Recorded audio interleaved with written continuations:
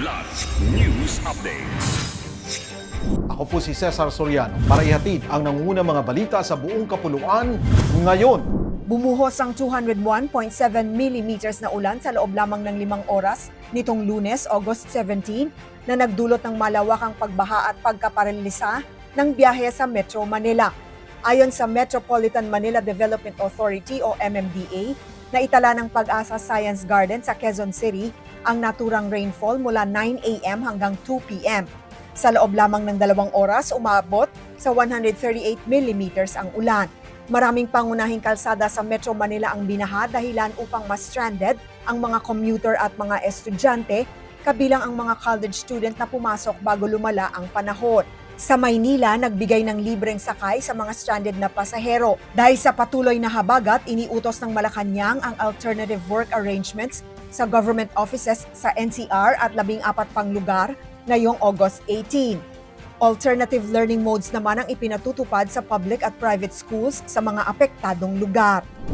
Nagsampa si Vice President Sara Duterte ng panibagong kasong perjury laban sa umano'y self-confessed bagman na si Ramil Madriaga sa Taguig City Prosecutor's Office noong Agosto 17. Ayon sa kanyang abogado na si Attorney Paulo Panelo, kaugnay ito ng supplemental affidavit ni Madriaga noong Abril 2026 na umano'y naglalaman ng mga maling pahayag laban sa Vice-Presidente.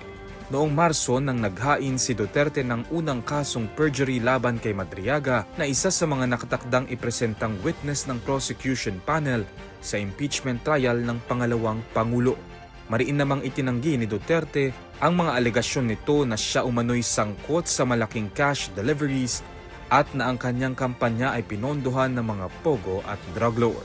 Samantala, sinabi ng impeachment defense panel na walang malaking epekto ang bagong kaso sa nagpapatuloy na impeachment trial laban kay Duterte. 4 na karagdagang army battalions ang idineploy sa BARM habang pinaigting ang seguridad kasunod ng ambush sa convoy ni Interim Chief Minister Abdul Rauf Makakua bago ang September 14 na parliamentary elections.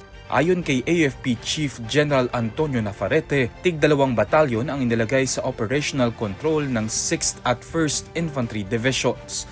Mariin ding kinandinahan ng Philippine Army ang pag-atake at pinaigting ang seguridad sa vulnerable areas, pangunahing highway at transit routes.